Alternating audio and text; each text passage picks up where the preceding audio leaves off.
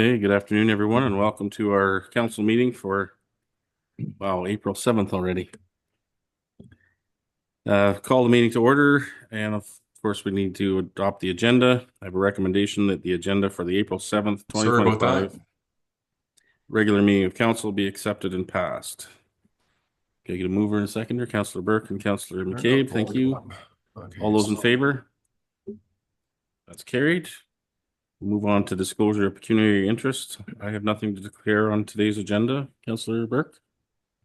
Yes, so I have indirect pecuniary interest, a committee of adjustment, a 06/25, and on the regular agenda 2A and 7B, which are also both indirect pecuniary interest.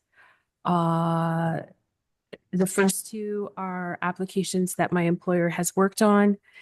And the second, 17B indirect, because one of the addresses listed on that zoning amendment is our office space. Thank you. Councillor McCabe? I have none. Councillor Hearn? Yes, I do too. 5A, the check register. I need to declare a pecuniary interest because my spouse is employed by one of the payees. Okay. Councillor Rankin? I have none. Great, thank you. First up, we have our closed session, and to get into that, we have a recommendation that the Council of the Corporation of the Township of Wellington North go into a meeting at 1:02 p.m. that is closed to the public under subsection 239, number 2 of the Municipal Act 2001, specifically for item C, a proposed or pending acquisition or disposition of land by the municipality or local board, and item F, advice is subject to solicitor-client privilege, including communications necessary for that purpose. Can I get a mover and a seconder for that, please? Councillor Rankin and Councillor Hearn, thank you. All those in favor? That's carried. We're in closed. So just let me lock the meeting and pause the recording. Okay, so we'll rise and report from the closed session. We have a recommendation that the Council of the Corporation of the Township of Wellington North rise from a closed meeting at 1:57 p.m. Could I get a mover and a seconder? Councillor Burke and Councillor McCabe, thank you. All those in favor? That's carried. A recommendation that the Council of the Corporation of the Township of Wellington North receive report INF 2025-007 Arthur Land Acquisition Negotiations, and the council approve the confidential direction to staff. Mover and a seconder, please. Councillor Rankin and Councillor Hearn, thank you. All those in favor? That's carried. And we have a recommendation that the Council of the Corporation of the Township of Wellington North receive the verbal report on legal advice received, and that council approve the confidential direction to staff. Moved by Councillor McCabe, seconded by Councillor Burke. All those in favor? That's carried. Thank you. And finally, we have the recommendation that the Council of the Corporation of the Township of Wellington North approve the closed meeting minutes of the March 10th, 2025 council meeting. Moved by Councillor Rankin, seconded by Councillor Hearn. All those in favor? That's carried. Thank you. So we got 2 minutes to wait.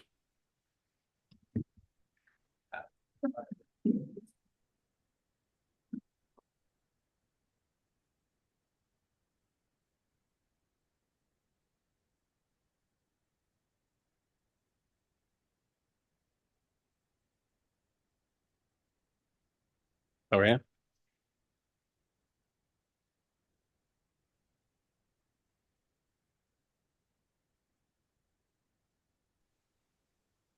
Are you looking after all the files today, Zach?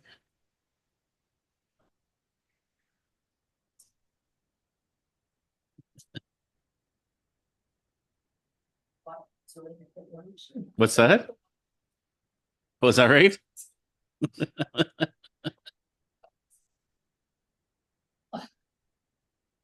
Did you get that before it was tariffed? Mhm.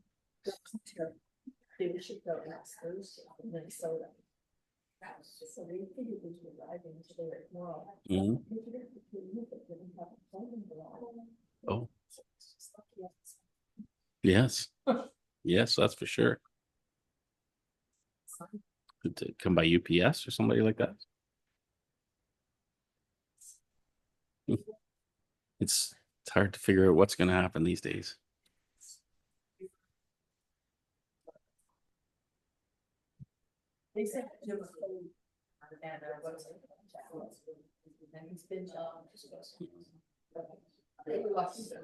Mm-hmm.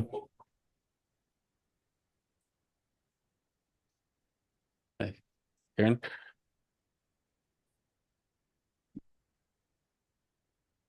Right into the fire, like jumping right into the fire. Yeah. I bet. Wow.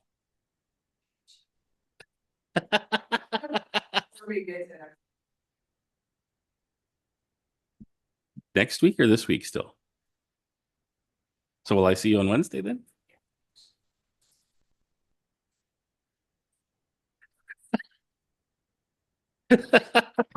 We'll try to run it through quick.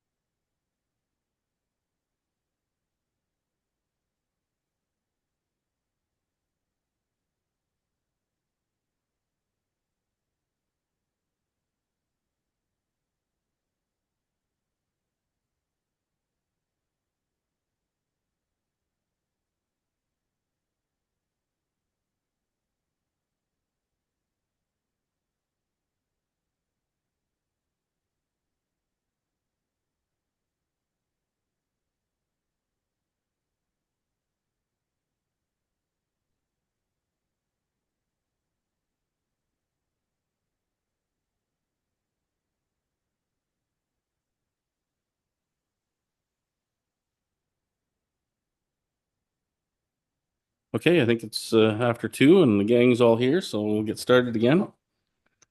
Welcome back to our meeting, or if you're just joining us now, welcome to our council meeting today. Next up, we have on our regular agenda the O Canada. So if you please rise if you're able for O Canada.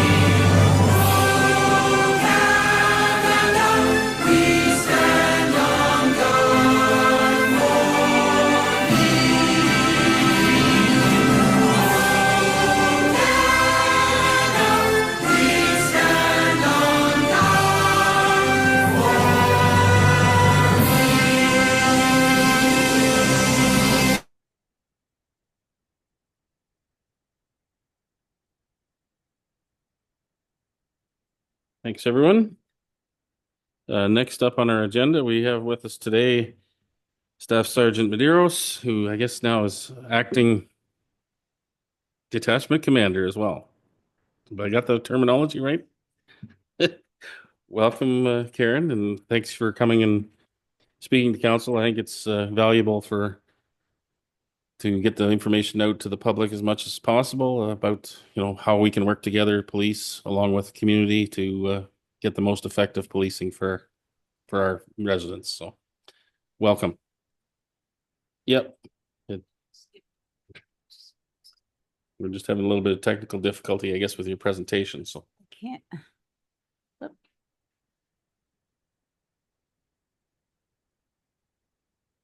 It's not letting me.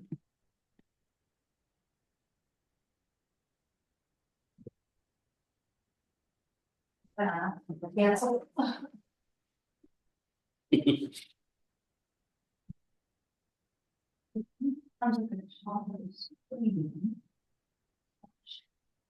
Sorry about that.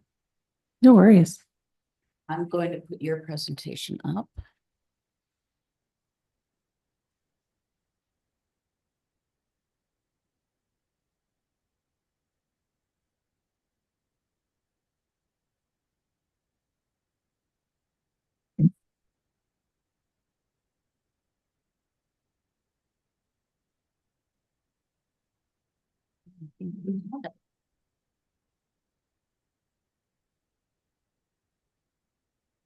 Great, thank you so much. I just want to take the opportunity to thank everyone.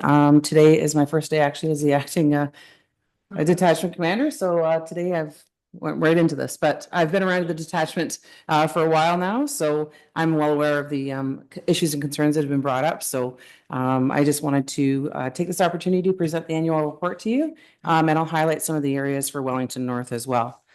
But we'll start off with crime. That'll be on the second page there, Karen. So I just wanted to highlight actually a really important investigation that happened down in Rockwood. It's really interesting, the investigative genetic genealogy that was actually used to determine the identity of an unknown female whose body was found in Rockwood. So actually that investigation actually flourished by us finding out who the family members were and identifying that person. So that investigation is ongoing right now, but the person was identified as Tammy Penner out of Chilliwack, BC. The investigation is continuing right now, but that's actually a great advancement in technology that we've had. So I thought that was a pretty interesting highlight from our crime over the past year. Over to page 4. We also have invested, the province has invested some resources into detachment abuse issues coordinators with occurrences involving intimate partner violence, as well as human trafficking. We have 2 detective constables, Manny Lidar, as well as Chelsea Riepert, who have began in that position. Currently, Manny is on maternity leave, so she's being covered by Chris Biondi right now. But they're doing some great work actually in terms of victim supports that are available throughout that program that's been invested in. Over to page 5. For our community street crime unit, we actually have had a lot of involvement with stolen motor vehicles throughout the past year. But I wanted to highlight a few areas actually with regards to North Wellington. So just actually on paragraph 5 there, there's several drug trafficking offenses and firearms offenses that had been investigated actually through North Wellington and Waterloo region. And as a result, there were several drug trafficking charges and firearms charges that were laid, which will actually have a large community impact for the ages or for the time to come, for the months to come, because there is a lot of drug trafficking happening throughout these investigations. So if we can get those drugs off the streets, then it'll help increase our community safety. Over to page 6. There's several other investigations that were highlighted throughout actually North Wellington as well, where some DNA in a stolen vehicle, DNA evidence actually helped identify someone, and a charge for stealing an ATV. So charges were laid against that individual.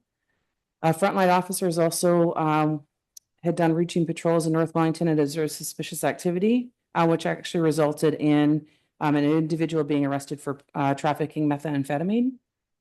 There's also an investigation that stemmed from death related to an overdose in North Wellington as well. And lastly, drug trafficking investigation with assistance of Grey Bruce. There is also a large quantity of cocaine and a prohibited device that was seized in 2024. Over to traffic, I'll just highlight that really quickly. We've got Black Cat speed monitoring devices that are deployed throughout the county. And based off of the information that we received from the Black Cat devices is where we deploy our resources. So we put focus patrols in those areas just to focus on any high traffic priority areas. So if there's high traffic priority areas that you identify in your community, if you wanted to let us know, we can deploy the Black Cat in that area to determine if we need to do some further enforcement. Traffic management unit actually has got 6 dedicated members to it. The traffic management unit laid 6,228 provincial offenses charges last year. which include 33 impaired driving charges, 42 breath tests, 24 drug evaluation reports, 15 technical collision investigative collisions, and 97 commercial motor vehicle inspections. If we can go over to page 13. One area here I'd like to highlight is we were successful in obtaining the bail compliance and warrant apprehension grant. So we're in year 2 of that cycle. So part of that program helps fund our offender management program. And currently we're actually, if you look over on page 14, at the end of 2024, we had approximately 208 outstanding warrants, of which 285 were executed. That number is now hovering around the 150 mark. We actually will monitor offenders that are out on custody, that are on conditions. So we'll monitor them and do compliance checks with them. And in 2024, there was 179 compliance checks completed.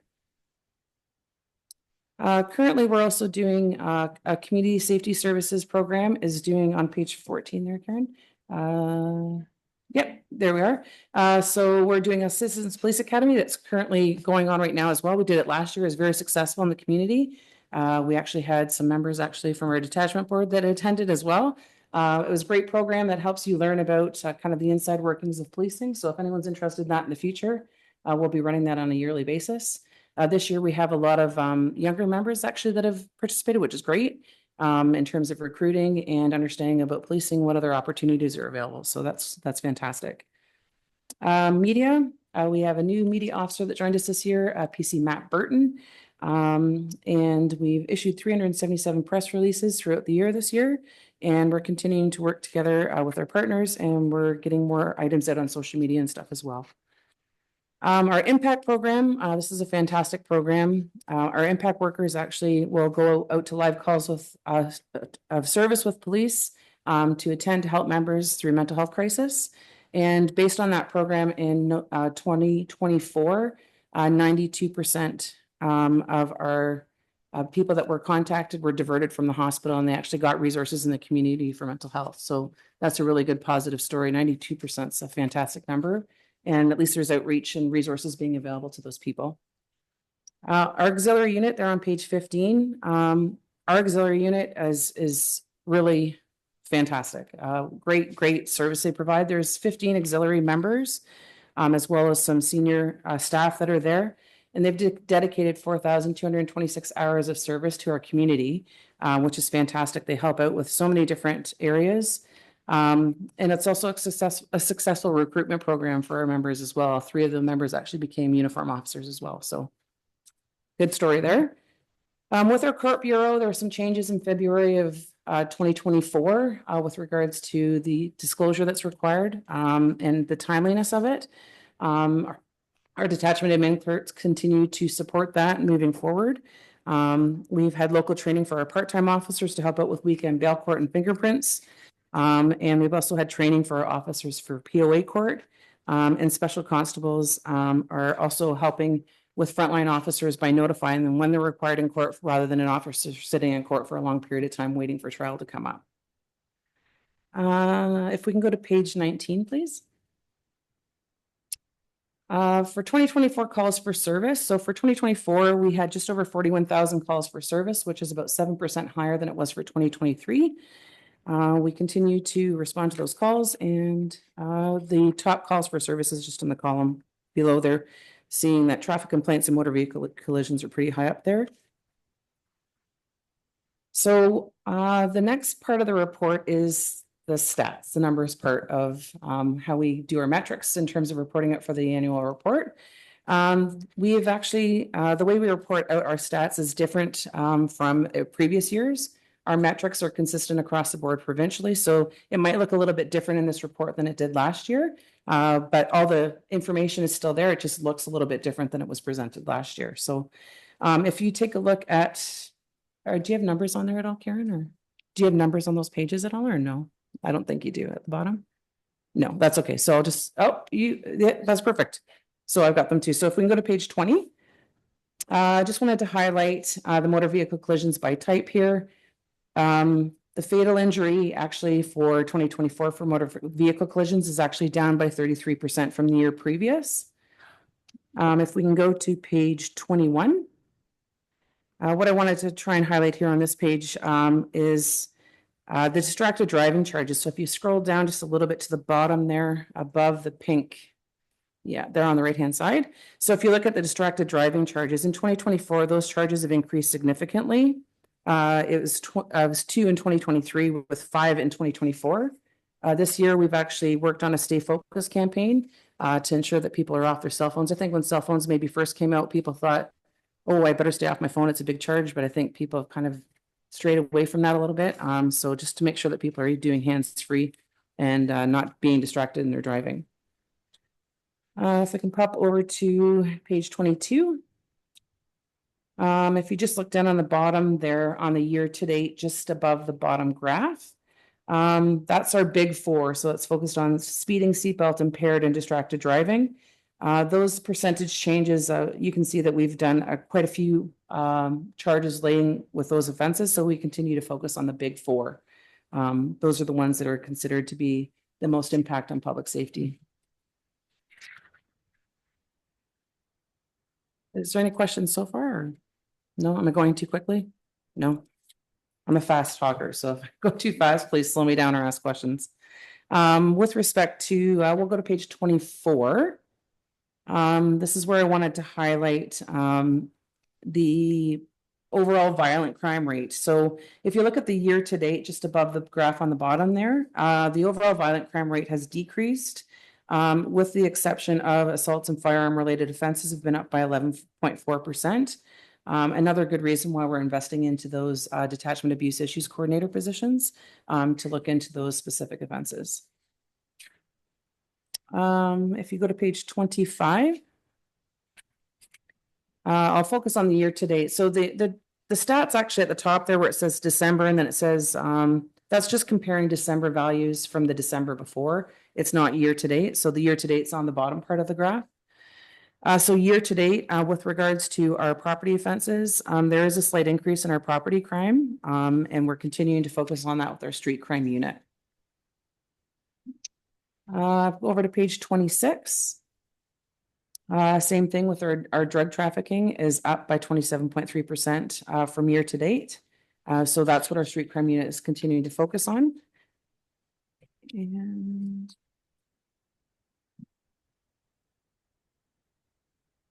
I will go over to page 31. Sorry, 30. Yeah. So over here is our daily activity reporting for what kind of patrols have been done. Not included in these stats, but will be included for next year's, including our marine and our motorized snow vehicle stats. This year we had thankfully, a lot of motorized snow vehicle time this year. We had actually time we could actually go out in the trails, which was a real treat. So there's a lot more motorized snow vehicle enforcement actually that will be included for next year's report. On page 32, I just wanted to highlight here the Mental Health Act occurrences. The Mental Health Act occurrences year to date from 2023 is reduced slightly from 1,058 to 971. But like I said before, our impact program is significantly reducing the number of people that actually are taken to the hospital to receive those mental health services they need. On a positive note, on page 33, there is no fatal opioid overdoses in 2024 that were reported compared to the previous years. And lastly, on the final page, page 34, victim services continues to get access at the same rate year over year. So people are still accessing the services or victim services, which a lot of them are referred to, if you can see on the graph below, through the domestic disputes, and which is also highlighted through our domestic abusive issues coordinators. So that is the annual report. Save and accept any other questions. Justin Kate. Welcome and congratulations on your job. Thanks, I sir. said the one question with the how you're diverting people going into the hospital into community services. So where would those people, I think it was for mental health, where would they be accessing outside of the hospital? So our impact program actually works with CMHA. So they will actually provide resources through them. So our impact workers are actually social workers and they can work together with them. And when they attend a call for service, they attend with the officer. And then different resources are provided to them. Instead of the officer taking them to the hospital, you've got somebody there trained in mental health to actually to help the person. Yeah. Right, thank you. So our program in Wellington is a little bit unique compared to other places across the province in that we've had this program in place for longer than most communities. You know, Councilor McCabe, your involvement in Roma, you may have heard some of your colleagues talk about what's called the MCERT program. Yes, in general, this is the equivalent of that, except we've had it for longer and it's funded in a different way. Very good. So this is a program that's been very successful across the province and doing exactly what's happening here in Wellington and taking those people, and rather than tying up police officers and hospitals in places where they couldn't receive the services they need elsewhere, it allows it to be dealt with right at the front line. Good, thank you. Thank you. Thank you. That's right. Through you, Mayor Lennox. Thank you very much for the report. It was really interesting to read in its entirety. But I was just wondering about the compliance checks. When you read the newspapers, you hear about people that are out on bail and they have reoffended. And with those compliance checks, do you find it's much of a percentage of those that have relapsed, shall we say? We actually have started a robust compliance check program through this grant. So there's a dashboard that we can conduct compliance checks with people. So our goal is to reduce the amount of recidivism. So whether it's providing supports to those people, providing supports to the victim in order to reduce the recidivism rate. So with regards to the reporting back, we'd have to compare year over year. We just finished year one and then are into year two of our we finished year two, we're into year three of our reporting period. So we'll have to figure out what those comparisons are to the reporting period to go back to the ministry. Other questions? And I'll just get on my usual soapbox, but us as elected officials, we need to try to encourage people to make sure that they report information to the police officers because it's a partnership and if they don't know about it, they can't act on it. It sometimes is a struggle to get people to report things to the police, but if you can call the non-emergency line and let the police know what's happening, or if you're not comfortable with that, we do have Crime Stoppers as well, which is fully anonymous. So it's another way that we communicate with the police about what's happening in our communities and help them do a better job of keeping us safe. With that, I will thank you. Thank you, Mr. Ryan.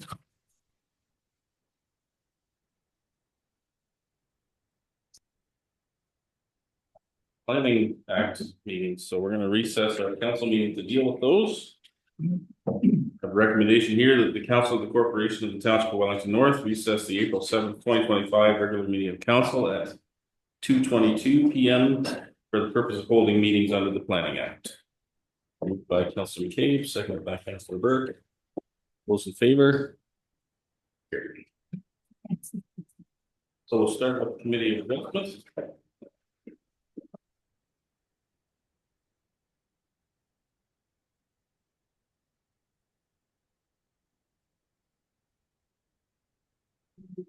Okay. Again. So we'll start with the Committee of Adjustment and I'll call the Committee of Adjustment meeting to order. Of course, we'll go through the always disclosure of pecuniary interest process. And I know Councilor Burke, you already have some to report, so I'll start with you.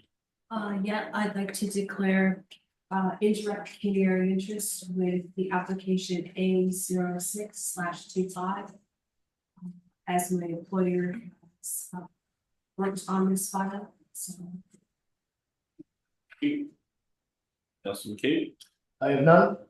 Councilor Bear, Councilor Hearn. No, Councilor Ray. I have none. All right, thank you. To move on to the minutes of the previous meeting. So a recommendation here, Committee of Adjustment meeting minutes of March 24th, 2025. A03/25, A04/25, and A05/25 be adopted as presented. Moved by Councilor Rankin, seconded by Councilor Hearn. Any questions or comments on those minutes? All those in favor? It's carried. We'll move on to application A06/25 for Bev Gibson. Location of the subject property is described as part lot 2, part lot 3, and is municipally known as 240 Egremont Street North. Property is approximately 0.16 hectares in size. And location of the property is shown on the map in your package. Purpose and effect of the application is to provide relief from the minimum required interior side yard requirements for an existing residential dwelling. The proposed variance, excuse me, will permit a reduced interior side yard setback of 1 meter in lieu of a minimum required interior side yard setback of 1.2 meters. This application is required as a condition of the consent application B43/24, which received conditional approval. Other variances may be considered where deemed appropriate. I was notice given for this public meeting. Notices were mailed to property owners within 120 meters of the subject property and as well sent to the applicable agencies. Signage was posted on March 13th, 2025. Yeah, Zach is here to give us the presentation on this one, so welcome, Zach. Oh, sorry, I'm gonna interrupt that for just a second and let Darren have it. Yeah, thank you, Mayor Lennox. Zach Prince is here as the township planner. Zach's been a senior planner at Wellington County for a number of years and has moved to the North End townships when Jessica Rahim left. So welcome, Zach. So I know Zach, but others may not, so thanks, Darren, for that. Go ahead, Zach. Great. Thanks, Darren. Thanks, members of council and Mr. Mayor. So I just have a brief presentation here for this minor variance. So as noted, the property is 240 Egremont Street North in Mount Forest. The variance is related to a severance application that was approved in July 2024. There was a bit of back and forth at the severance stage in regarding the shape of the lot, which was ultimately approved by the county's land division committee. Some of the notes before to the land division committee were related to what this setback is. So it's been confirmed by the surveyor that it is 1 meter from the existing dwelling to the proposed property line. The application, so the property is located in the R2 zone. Staff have reviewed the application. Public agencies have provided no concerns, and planning staff have no concerns with the minor variance as proposed. Okay. So we have correspondence from the Wellington Source Water Protection. Is any further correspondence been received in respect to this application? There has not been. Any persons wishing to be notified of the decision must submit a written request to the Secretary Treasurer. And if not, I'll open the floor for any questions or comments from the applicant and or the public. Anybody wish to speak to this application? No one has registered. Okay, thank you. So we'll switch then to committee members. Any questions or comments on this application? I have none. Okay. Don't think I have any either, so we'll go right to the decision. And the decision will read as follows: that the minor variance applied for in application A06/25 for the property described as part lot 2, part lot 3, geographic town of Mount Forest with a civic address of 240 Egremont Street North, to provide the following relief. Number 1, that a reduced interior side yard setback of 1 meter be permitted for an existing residential dwelling, whereas the bylaw requires 1.2 meters. All those in favor? That's carried. That's approved. Thank you. And with that, that brings us to the end of our Committee of Adjustment meeting. So we'll go right to adjournment.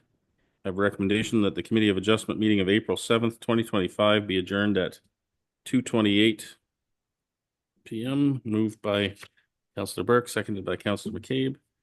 All those in favor? That's carried. Thank you. So we'll move to the public meeting. And I'll call the public meeting to order and ask if there's any disclosure of pecuniary interest on the application for zoning bylaw amendment 04/25 for Aitken custom framing. Councillor Rankin, any pecuniary interest? Sorry, no. Okay. Councillor Hearn? No. Councillor McCabe? I have none. Councillor Burke? No. All right, thank you. The location of the subject land, the land subject to the proposed amendment is described as part of Park Lot 10, south side of Princess Street Plan, Town of Mount Forest, Part 1, on 61R 21401. Subject land is approximately 0.41 hectares in size, with 36.42 meters of frontage on Princess Street and 101.2 meters on Cork Street. The location is Sorry? This is meters. We got it. We got to deal with meters.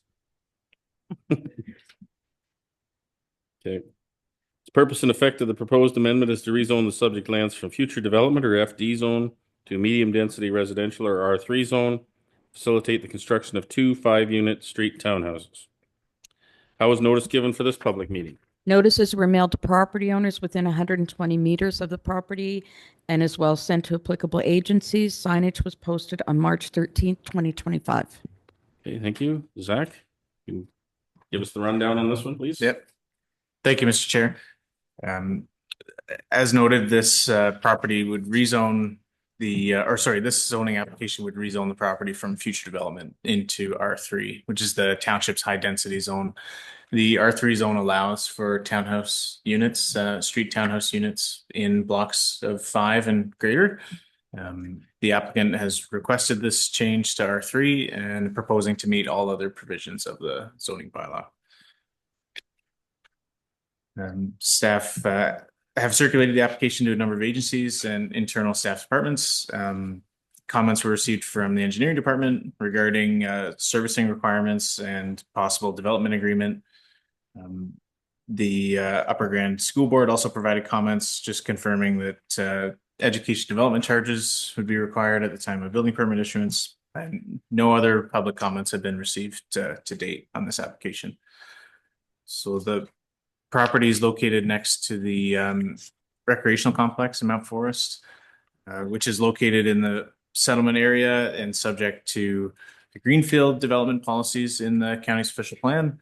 So as part of those policies, there's a maximum density of 35 units per hectare for townhouses. This proposal would meet that requirement and achieve 25 units per hectare, so 10 units per acre for the density requirements.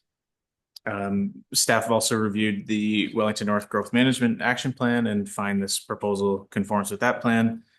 And we've also included a zoning bylaw that has been included with this report should council choose to accept this proposal today. So we have correspondence from Tammy Stevenson, Manager of Infrastructure. We have a letter from Saugeen Valley Conservation, a letter from the Upper Grand District School Board, and a letter from the County of Grey. Is there any further correspondence been received in respect to this application? There has not been. Okay, thank you. The bylaw will be considered at the regular council meeting following this public meeting. Persons wishing notice of the passing of the bylaw must submit a written request. And with that, I'll open the floor for any questions or comments from the applicant and or the public. Does anyone wish to speak to this application? Okay. Any questions, comments from council? Councilor Burke? Yeah, so I just have a question with regards to buffering at the back of the development. We know that the pool is going to go in there at some point. And I'm just wondering if if buffering will be addressed or how that will be addressed to the recreational property. Okay. Darren, do you have any insights you can share? Yes, thanks, Mayor Lennox. There's no buffering requirements required between the residential zone and open space zone. But when the pool, when it goes ahead through site plan approval, we may consider buffering requirements with that application. Yes, go ahead, Councilor Burke. So the buffering would be the township's responsibility to buffer the pool, not just with a fence, but additional buffering would be the responsibility of the municipality. Is that we? Through that process, yes. Councillor McCabe, did you have a question? She asked, Councillor Burke asked it, so Okay. I was just wondering about the proximity to the pool as well, so thank you. Councillor Rankin? Through you, Mayor Lennox, I realize that these buildings are consistent with the provincial planning statement. However, I'd like to make a contrary statement that it's too bad that this piece of property wasn't made into recreational property to leave the whole area consistent with recreation. It's certainly going to take away, I think, from the look of the sports complex and the pool. If you're driving west down Princess Street, you won't see the pool, and the sports complex won't have the outstanding look that it does now. So I'm sorry it's gone into buildings. Okay. Councillor Burke? Yeah, I have a follow-up question. I can't really tell on the mapping, but I know that there is a bit of a swale or some ditching in there. And how will this development impact that?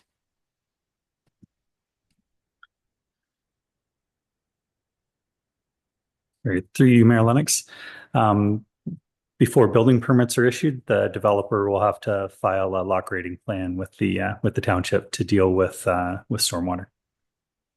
Welcome. Any other questions? Councillor Rankin?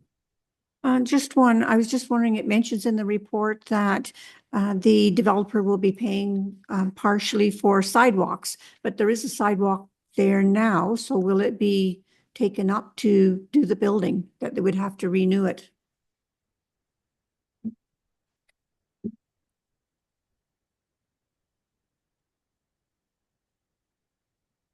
Okay, Tammy? Hi, through you, Mayor Lennox. So the sidewalk contributions for future sidewalk along Cork Street, where there is no existing sidewalk currently, and that would be calculated based on the frontage of the property. Any other questions? Comments? Okay. So I don't think, so we will be dealing with this bylaw amendment immediately following this public meeting. Unless there's other questions or comments, we'll adjourn the public meeting and move back to council meeting. So with adjournment, we have recommendation that the public meeting of April 7th, 2025 be adjourned at 2:37 p.m.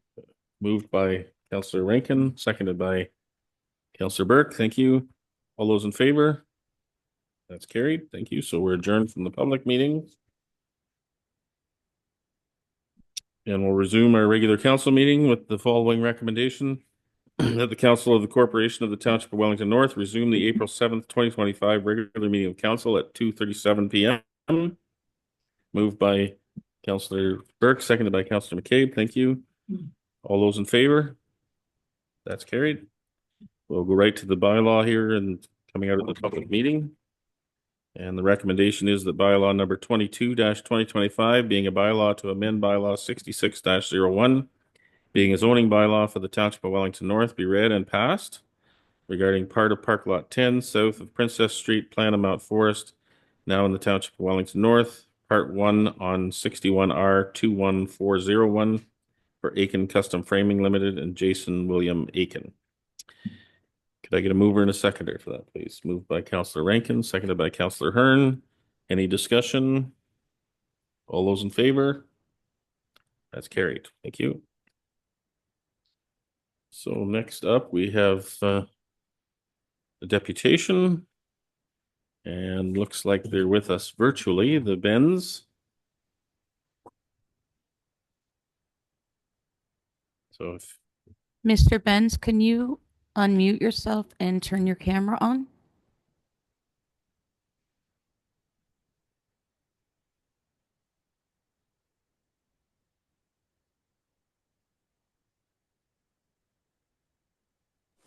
Unmute and camera. There you go. Okay. Thank you. Hello. Okay, so welcome to the council meeting. We're ready to hear your deputation, so welcome. Okay. The floor is yours. Well, thanks for your time today, Mayor Lennox and councilors. As you know, we had a major flood on March the 15th. And so now I guess we want to do something about it. So we're getting water from both sides of the street now, which we didn't before.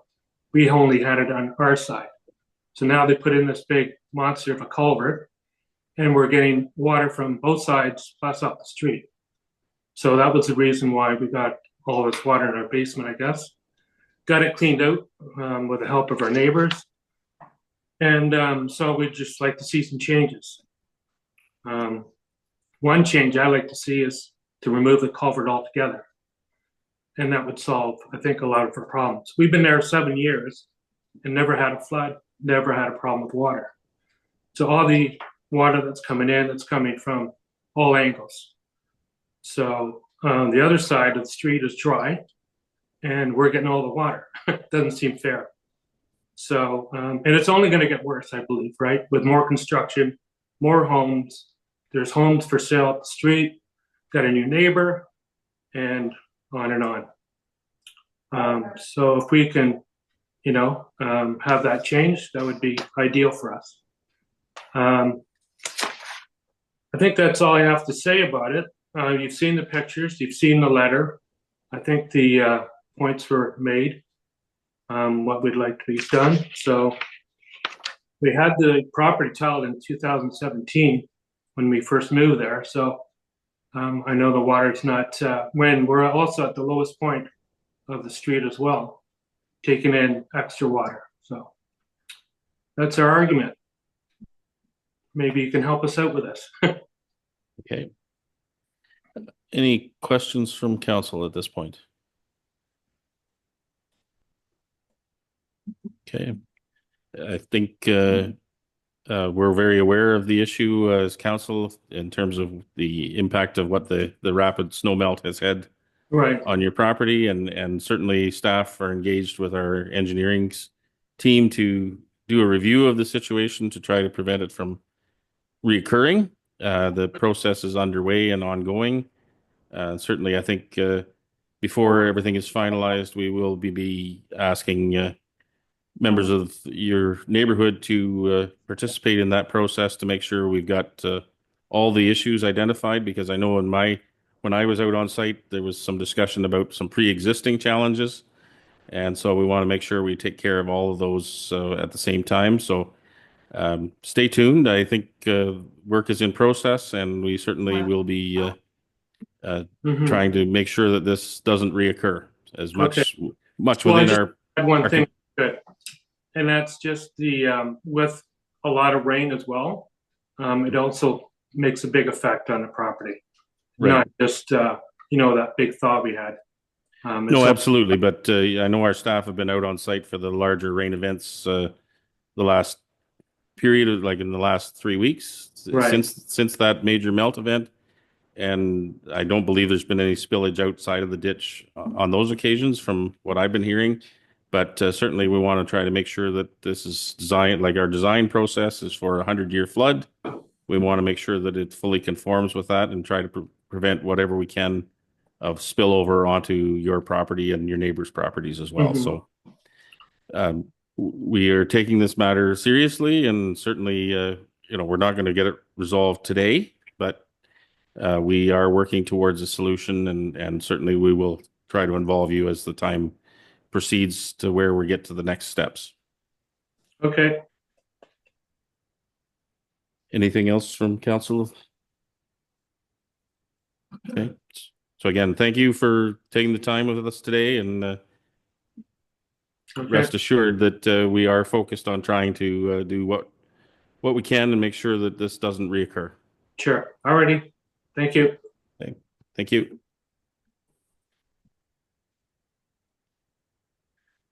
We don't have anybody registered for questions on the agenda items. We do not.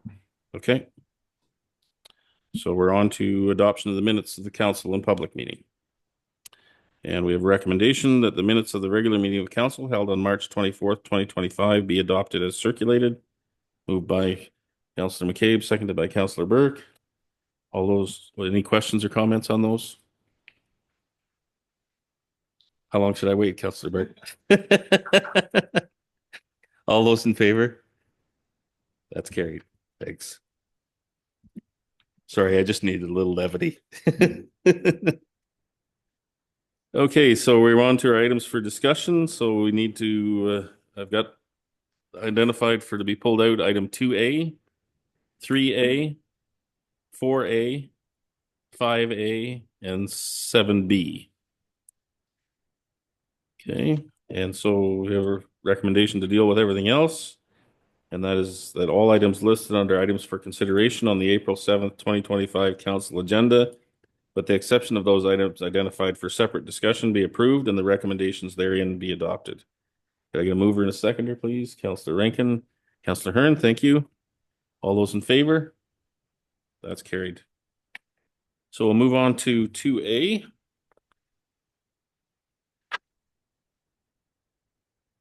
Wait a minute. Well, this is the consent application. There's a lengthy recommendation in your agenda package. I'm going to assume the council has read it and ask for a mover and a seconder. Councillor McCabe and Councillor Rankin, thank you. Any discussion on this one? Nobody? Okay, all those in favor? That's carried. Thank you. So we'll move back on to 3A.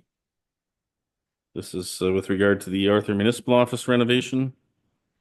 We have a recommendation that the Council of the Corporation of the Township of Wellington North receive report CBO 2025-004, being a report on the award of tender 2025-19 for the Arthur Municipal Office renovation, and that Council award tender 2025-19 to FINA Construction, or FINA Construction Limited, at a total cost of to the township of $375,051, excluding HST.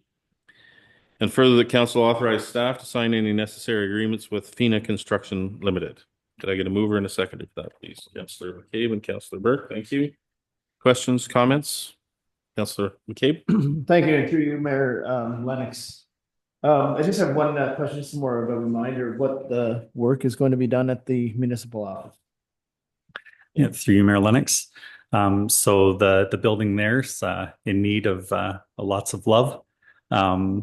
It's still the orange carpet and brown paneling in many places. So we're gonna strip it right back to the studs, put a new roof on, redo the mechanical and electrical systems, and renovate it for municipal purposes and for the food bank to return. Okay, thank you very much. Any other questions from council?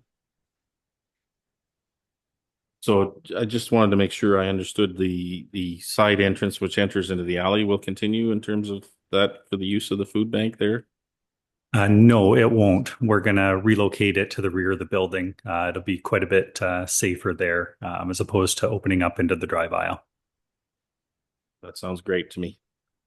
And then the other question I had too was just can you remind me what our budgeted amount was for this project?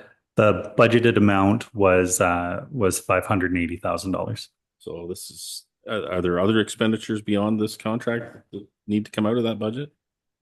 There'll be some furniture and some IT. So we should be coming in under budget on the whole total project then. Yes, I would think so. That's good news too. Okay, any other questions or comments from council? Councillor Hearn. Sorry, I'm getting.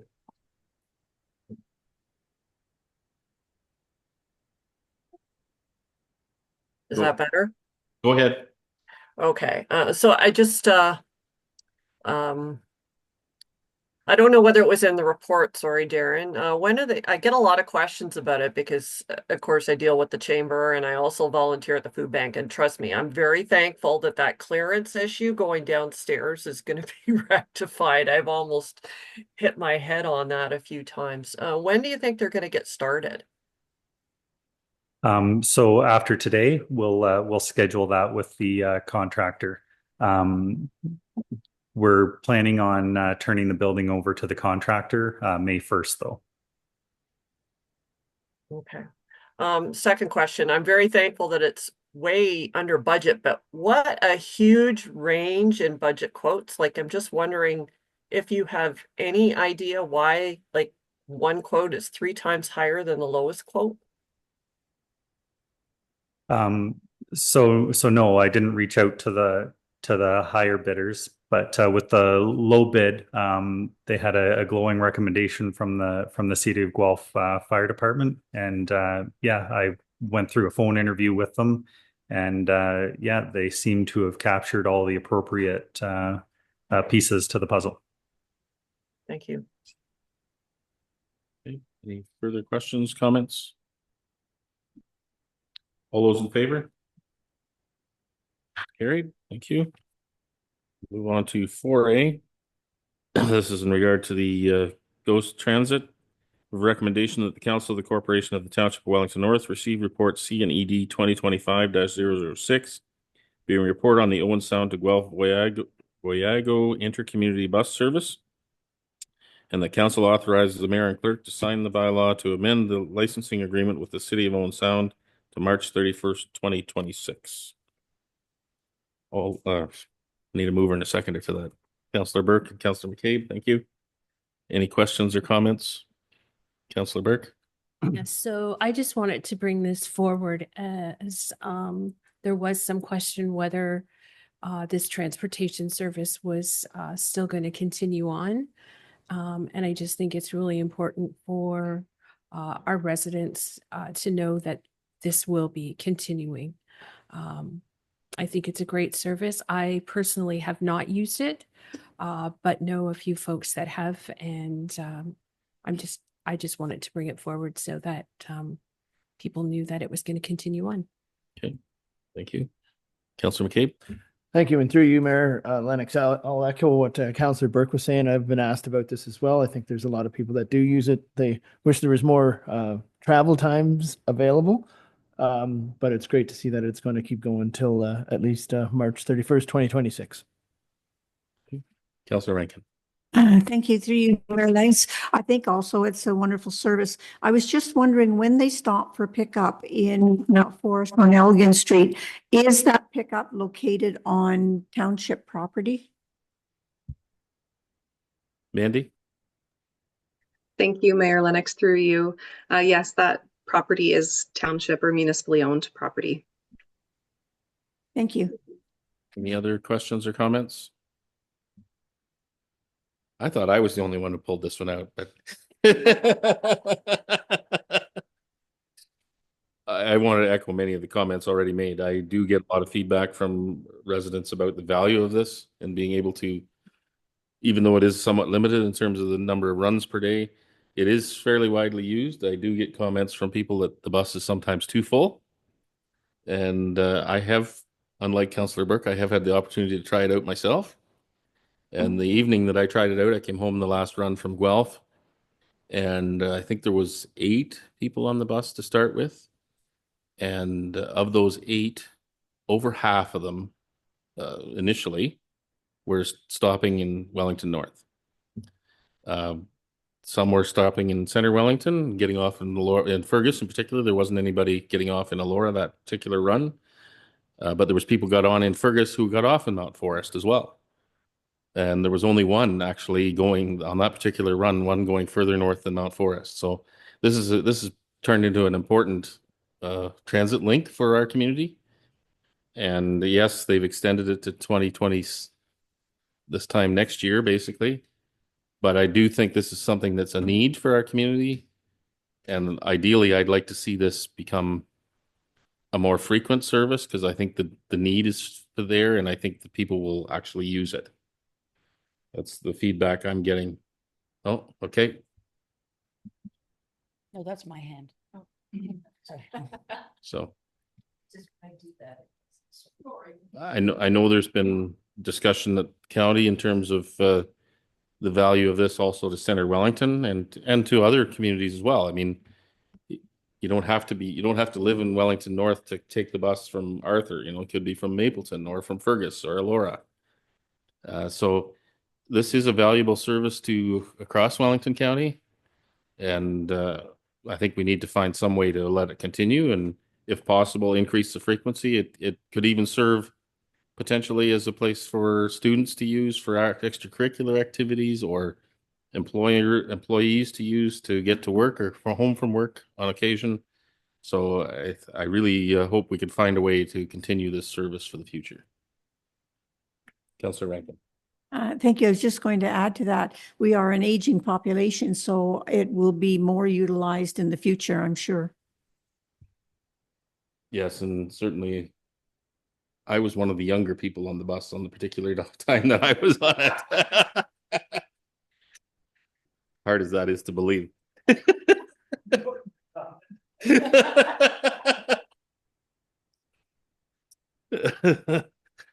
All those in favor?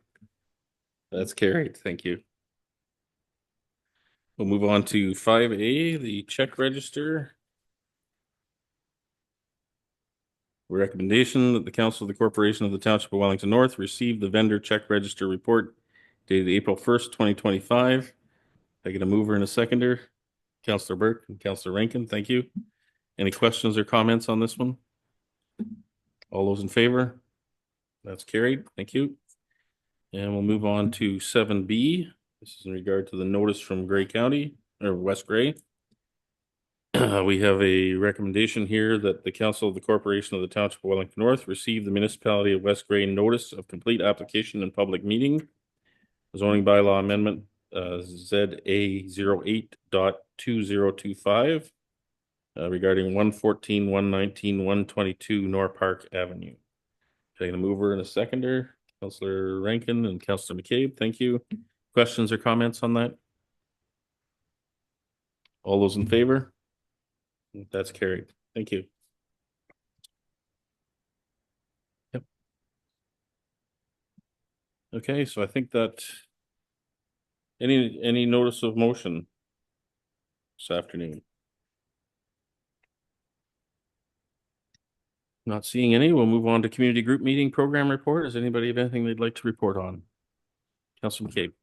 Thank you. And through you, Mayor Lennox, I have a Roma meeting on coming up on Thursday and Friday, so I'll be able to have a bit of an update probably for our next meeting on where we are and where we're at and where we're hopefully still going. So thank you.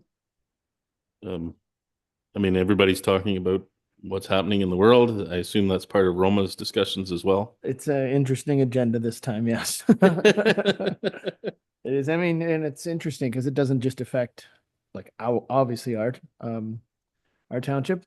We're primarily ag, so it affects obviously quite a bit, but then you see some of the zones that are the auto industry. So it's cutting quite a swath through not only Ontario, but Canada and the world. So it'll be an interesting discussion on where we can go and how we can, I guess, combat it or see what's going to go on by that time or by that day. Auto parts manufacturing is certainly critical to our local economy as well. So yeah, exactly. Thank you. Okay. Councillor Rankin. Through you, Mayor Lennox, the Cultural Roundtable has a newcomer and volunteer event on May 1st, and there are still some tickets available for the dinner. If you know of anybody that's a newcomer to the area and would like to know more about the organizations that are available in our township, please invite them. If they need to register for Eventbrite, the dinner is free, but they need to know numbers for the food. So it's an interesting evening. Thank you. Anybody have anything else they'd like to report on? Councillor Burke. So just from the Mount Forest Aquatics Ad Hoc Advisory Committee update, we are still actively out fundraising to our corporate members of the community. So we have made a couple more presentations since my last update and our last, I guess, steering committee meeting. We have been meeting, the fundraising group has been meeting and also doing some updates via email. So we are hopeful that we will have some additional announcements hopefully soon. Okay, thank you. And I just wanted to highlight as well that this coming Saturday, the Mount Forest Legion in cooperation with the Ontario Trillium Foundation will be celebrating their the completion of their grant and upgrades that they've done with that Trillium grant. And stay tuned. We'll have more news on that after the event, but it's great to see that the number of Trillium grant successes we've had, particularly at Mount Forest in recent years. So whatever we're doing, we need to keep doing it because we're doing it well. So with that, we'll move on to bylaws. We have 2 bylaws, and the recommendation would be that bylaw number 21-2025 and 23-2025 be read and passed. Okay, a mover, Councillor McCabe, seconder, Councillor Burke. Any questions or comments on those? All those in favor? That's carried. Thank you. And that brings us to the cultural moment. I assume you have that queued up, Karen? The Wellington North Cultural Roundtable presents A Cultural Moment, the history of newspapers in Mount Forest. In 1860, it was easy to read all the newspapers published in Wellington County. However, none were published in the North. As with most things at that time, the North was dependent on the outside for its news, but this did not remain the case for long. Tom Greenham, publisher of the British Constitution in Fergus, started his second paper in Mount Forest and named it The Express in late 1860 or early 1861. This venture did not last long, undoubtedly a victim of poor advertising revenues. Its place was soon occupied by the Mount Forest Examiner, which appeared in April 1862 and was published by Tom Graff. Another paper hit the Mount Forest streets in April 1867. This was The Confederate, published by the father and son team of Henry and Harry Stovall. A modest paper at 2 pages, it first appeared only bi-weekly. By the second year, though, The Confederate had established itself as a solid paper, a standard 4-page weekly with ample advertising. In the meantime, Graff sold the Examiner. New owners carried on through the 1870s, but in 1880, the Stovalls bought it out. The Confederate had by this time become the dominant paper in Mount Forest, and indeed in North Wellington. The Stovalls enjoyed a monopoly only briefly. Later in 1880, E.G. Hart started a new paper, the Mount Forest Advocate. This paper lasted until 1890. 4 years later, the Stovalls sold the Confederate to Henry Benner. Apparently they had some difference with the new owner. Within weeks of the sale, they had started a new paper, the Mount Forest Index. Then, in 1885, Jim Lambert established yet another paper, the Representative. For the next year, Mount Forest enjoyed the luxury of 4 newspapers, but there was not enough advertising for any of them to prosper. The Stovalls bailed out first, closing down the Index in 1886. Many towns the size of Mount Forest boasted 2 newspapers in this era. The Confederate and the Representative coexisted for almost 30 years until 1918, when rising costs claimed the Representative. It was purchased by A.W. Wright, who had taken over the Confederate in 1902. The Confederate would remain the lone weekly Mount Forest-focused newspaper of record until April 2016, when Chris Holden launched the Mount Forest Mirror. For the next 18 months, the Confederate and the Mirror were both published weekly. The Mirror published its last issue in October 2017. In the summer of 2019, Metroland Media sold the Confederate and other local papers to Midwestern Newspapers Corporation. The Confederate was replaced by the Independent Plus without advance notice in September 2019, ending its 152-year history without fanfare or celebration. In January 2020, the Wellington Advertiser purchased a 50% stake in Midwestern Newspapers and replaced the Independent Plus with the North Wellington Community News, a regional paper which serves Mapleton, Minto, and Wellington North. Despite its long history of local journalism, Mount Forest no longer has a weekly newspaper to call its own. Today, residents rely on regional publications and digital media for their weekly news, marking the end of an era for Mount Forest's once thriving newspaper scene.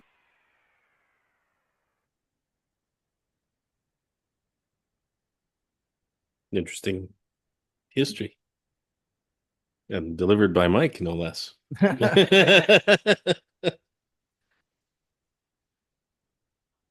Okay, we'll move on to our confirming bylaw. A recommendation that bylaw number 24-2025 being a bylaw to confirm the proceedings of the Council of the Corporation of the Township of Wellington North at its regular meeting held on April 7th, 2025 be read and passed. Moved by Councillor McCabe, seconded by Councillor Burke. All those in favor? That's carried. And before we do the adjournment, I'll just draw your attention, of course, to the meetings, notices, and announcements. Mount Forest BIA meets tomorrow at 8 a.m. Mount Forest Chamber of Commerce tomorrow at 5 p.m. Arthur Chamber of Commerce Wednesday at 5:30 p.m. The Mayor's Breakfast on Thursday morning at 7:15 in the Arthur Community Center. Mount Forest Chamber of Commerce meets April 15th at 5 p.m. Arthur BIA meets the 16th at 7:30 p.m. and our next regular council meeting is April 22nd at 7 p.m. That's a Tuesday, which is a little out of the ordinary for us, but following Easter. With that, we'll deal with adjournment. We have a recommendation that the regular council meeting held April 7th, 2025 be adjourned at 3:04 p.m. Moved by Councillor Rankin, seconded by Councillor Hearn. All those in favor? That's carried. We're adjourned. Thank you, everybody.